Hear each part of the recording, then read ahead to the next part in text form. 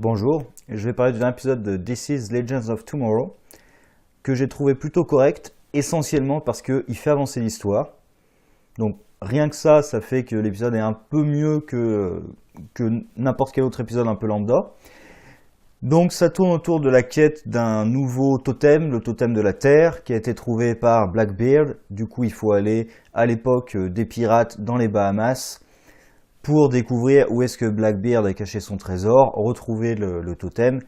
Évidemment, il y a Dark qui s'invite, qui est avec la marine, et qui va récupérer ce totem, ainsi d'ailleurs que le totem de Vixen.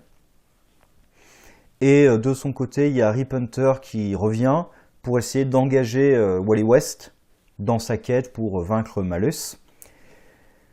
Sinon, l'épisode a toujours le même problème que tous les autres, c'est-à-dire ils ne savent pas gérer leur équipe. Par exemple, Zira, on l'enlève de l'épisode, ça change pas. Steel et Ray, on peut quasiment faire une chose. Ray sert à la fin, mais sinon pendant tout l'épisode, Ray et Steel servent à rien. En fait, quasiment tout l'épisode, on peut dire que ça se résume à Sarah avec sa date, et à l'époque de Blackbeard, c'est quand même essentiellement Vixen, et un tout petit peu Heatwave qui manipule un peu les choses, un peu pour essayer de lui faire reprendre le moral en fait d'ailleurs, plus que pour réussir la mission, j'ai l'impression.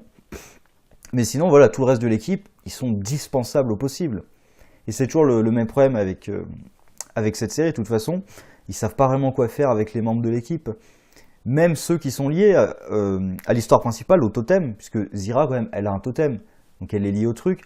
Et encore un gros problème avec le méchant, Dark, qui, encore une fois, paralyse l'équipe, encore, prend le totem de Vixen, du coup, il n'a plus aucune raison de les laisser en vie.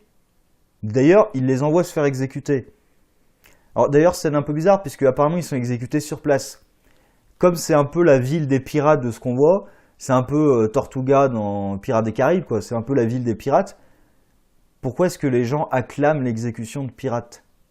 Ça, j'ai pas bien compris la foule qui acclame presque l'exécution des pirates, alors que c'est un peu la ville des pirates. Donc ça, c'est pas tout à fait clair, mais bref. Évidemment, il surveille leur exécution, mais Dark les paralyse avec sa magie. Il les a, il peut les tuer. Et il fait le truc de méchant de James Bond. C'était la parodie dans Austin Powers. Hein, non, j'ai pas besoin d'assister à leur exécution, tout va bien se passer. Tu les as sous la main, tu peux les tuer. D'ailleurs, la fin, la fille avec le pendentif, là, il la tue par derrière juste en tournant la main pour lui briser la nuque. Et d'ailleurs aussi un truc génial, le combat final avec Dark, il prend un sabre ou une épée, peu importe. Et ce que j'adore, c'est qu'à ce moment-là, je me suis dit, mais pourquoi tu vas te battre?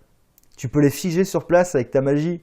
Elle a même plus de totem, elle est ultra vulnérable à ta magie. Et ce que j'aime bien, c'est que sa fille, à la fin du combat, quand elle se fait battre, elle sort un truc genre, tu crois que j'ai besoin d'armes pour me battre, avec les yeux rouges, la Malus qui prend le contrôle. Et tu dis, mais oui, mais depuis le début, vous aviez pas besoin d'armes. Vous pouvez les tuer en 10 secondes. C'est ça le truc qui est bizarre, c'est Dark, il peut tous les tuer, même pas en 10 secondes d'ailleurs. Il tourne la main, ils sont morts. C'est ça qui est énervant, c'est que le méchant est tellement OP par rapport au héros qu'il n'y a aucune raison qu'il les laisse en vie. À la limite, ils avaient l'excuse de je laisse en vie parce qu'elle a le totem. Ça, j'aurais pu accepter l'excuse parce que les totems font partie de son plan et tout. Mais là, il a strictement aucune excuse. Il peut les tuer quand il veut, comme il veut. Et il le fait pas. Donc, voilà, j'ai un gros problème avec Dark. Sinon, Rip Hunter et Wally West, bon, c'était plutôt sympathique. Après, Rip Hunter réussit à convaincre West de le suivre. D'ailleurs, il réussit à convaincre de faire ce qu'il a envie de faire en le saoulant. Bon. Et après, il réussit à le convaincre de le suivre pour sauver le monde, en gros, pour faire simple. De l'autre côté, il y a Sarah qui est en rendez-vous galant avec la directrice du Time Bureau, qui finit dans une scène un peu bizarre, puisqu'elle lui sort le truc de ah, « je peux jamais être normal » et tout. Mais je t'ai jamais demandé d'être normal. Je trouve ça sort un peu de nulle part, Sarah qui dit « mais je pourrais jamais être normal ». Et là, c'est vrai, tu te dis « mais à quel moment on t'a demandé d'être normal ?» Enfin, qu'est-ce que ça veut dire? C'est juste ce truc, ça sort un peu de nulle part, je trouve. C'est un peu la phrase cliché, sauf que là, à aucun moment, on lui a demandé quoi que ce soit. Enfin, c'était leur premier rendez-vous. Bref, je trouve ça un peu sorti de nulle part, mais bon, voilà, c'est sans plus, quoi, le dîner galant et tout, sans plus. Bon, et je vais peut-être revenir à l'histoire principale sur la fin. Ray Palmer qui utilise l'arme que Constantine lui avait conseillé de continuer à faire pour vaincre Malus. Et donc, il s'en sert contre Nora, qui est possédée par Malus. Et juste derrière, il essaie d'inventer un antidote pour la sauver, parce que ça aussi, ça sort nulle part, parce que quand il l'a connue enfant, ils ont discuté et tout, du coup, il veut pas la tuer. Oui, enfin, sauf que c'est pas une enfant maintenant, c'est une fille possédée par le démon, qui en plus est la fille de Damien Dark, qui cherche à tous vous tuer et qui a forcément un plan diabolique avec les totems. Et toi, tu décides tout seul dans ton coin de créer un antidote pour la sauver, sans rien dire à personne. Et il va sur place et il croit qu'il va se passer quoi? Parce que là, il se fait attaquer par la fille, d'accord. Mais mettons, il se fait pas attaquer par la fille. Il la sauve, la fille l'attaque pas. Il croit que Dark, il va rester sans rien faire. C'est ça qui est con dans cette scène, c'est qu'il va se livrer littéralement à Dark. C'est complètement débile. Et en plus, il croit sérieusement qu'il va pouvoir faire l'échange, la vie de ta fille contre le totem de Vixen. Fallait peut-être prévenir l'équipe à un moment. Ça aurait été une bonne idée. Enfin, mais bref, l'équipe fonctionne pas du tout. Voilà, ça fonctionne pas du tout en équipe. C'est toujours le cas, ça sera toujours le cas, je pense, jusqu'à la fin. Et sinon, j'ai un peu de mal aussi à comprendre comment fonctionne le totem de la Terre. Alors déjà, au début, quand la fille le met, elle se fait attaquer par du CGI dégueulasse. Bon, après, c'est une série télé, donc je vais pas trop reprocher le CGI, mais là, quand même, les lianes qui l'entourent, c'est vraiment dégueulasse. Quand elle l'entoure, elle, en plus, c'est ignoble. Et ce que j'ai pas trop compris, c'est comment est-ce qu'elle ressuscite, ou plutôt l'inverse d'ailleurs, pourquoi est-ce qu'elle ressuscite pas avant? Parce que Blackbeard nous dit qu'il l'a battue, très bien, et quand on la déterre, elle se régénère, elle ressuscite. Pourquoi est-ce qu'elle n'a pas ressuscité entre le moment où Blackbeard l'a abattue et le moment où il l'a enterrée? Pourquoi elle ressuscite là particulièrement? Et même, j'ai envie de dire, elle était enterrée, elle a le totem de la Terre, je sais pas, le fait d'être enterrée, ça aurait pu la régénérer tout simplement. C'est pourquoi est-ce qu'elle attend ce moment-là particulièrement pour être régénérée? Et pourquoi quand Dark la tue, elle meurt vraiment? C'est-à-dire, il lui brise la nuque, d'accord, mais elle est déjà morte depuis un moment. C'est-à-dire, elle a une balle dans la tête et elle était à moitié décomposée. Donc il lui brise la nuque, très bien. Pourquoi ça la tue en fait? C'est-à-dire, s'il lui avait arraché le totem avec de la magie, elle meurt, oui, puisque c'est le totem qui la garde en vie, d'accord.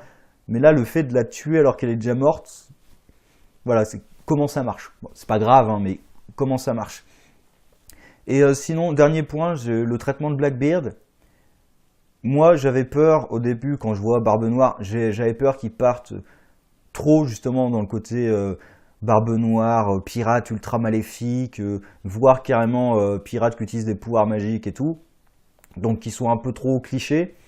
Et là, en fait, ils ont fait un peu trop, mais dans l'autre sens. C'est-à-dire, ils le font vraiment passer pour un tocard fini du début jusqu'à la fin, lâche comme pas possible et tout. D'ailleurs, tous les gens qui ont peur de Blackbeard, on se demande comment c'est possible. Parce que vraiment, devant tout le monde, on lui met juste une arme sous la gorge. C'est bon, il concède tout et n'importe quoi. Il accepte tout sans aucun problème. Donc la question, c'est comment est-ce qu'il a pu être pirate aussi longtemps et comment est-ce que tout le monde a pu le craindre alors qu'il est aussi lâche. C'est pas cohérent, c'est pas logique dans l'univers tel que ça marche en fait. Que ça soit un type un peu médiocre, très bien, ça casse justement l'image mythique de Blackbeard, ça me gêne pas du tout, au contraire. Mais là, il n'est pas médiocre, il est pathétique. Et sinon, encore, mais ça, je vais pas y revenir à chaque épisode, une gestion très bizarre du voyage temporel. Puisqu'on a l'impression en fait que le voyage que quand ils sont dans le passé, on a l'impression que le passé est synchronisé avec le présent, que ça se passe en même temps en fait. Mais c'est ça, c'est par exemple quand ils disent on va pouvoir récupérer le totem avant qu'elle ait fini son dessert. Mais vous avez une machine à voyager dans le temps. Vous pouvez aller là-bas, vous pouvez rester là-bas pendant 10 ans et revenir au même moment dans l'histoire, en 2018. Donc ça n'a pas de sens en fait de dire on va pouvoir récupérer le truc avant qu'elle ait fini de manger. Bah oui, vous avez un vaisseau temporel, bande de débiles. Mais ça, c'est un problème général du voyage temporel dans ces séries. Je comprends pas comment ils gèrent ça. Ah oui, et le vaisseau qui, comme par hasard, atterrit au Triangle des Bermudes, Et évidemment, ça a un impact sur le vaisseau. C'est très pratique pour le scénario, j'ai envie de dire. En plus, il n'y a aucune explication qui est apportée, c'est juste « Ah, c'est le triangle des Bermudes ». Ouais, bon. Alors, certes, on est dans un univers où il y a de la magie, il y a des vaisseaux temporels et tout. D'accord, mais bon. C'est pratique pour le scénario, on va dire. D'éloigner l'équipage du reste de Vixen et Heatwave en l'occurrence. Bref, c'était quand même assez correct et surtout l'histoire avance. Donc ça, de toute façon, c'est toujours un point positif que l'histoire avance. Et là, surtout, Rey qui se fait capturer, Dark qui a pas tous les totems, il en a 4, il me semble. Euh, il lui manque celui de Zira et le 6e. Ouais, c'est ça. Donc il a quasiment tous les totems en sa possession. Donc l'histoire avance. J'espère qu'elle va continuer à avancer vite. De toute façon, Rey qui a été capturé, ça fait que l'épisode suivant, forcément, l'histoire va devoir avancer. Donc voilà, ça c'est positif. Le reste, ben, c'est comme le début de la série. Hein. Ça n'a pas vraiment changé depuis. Et sur ce, au revoir.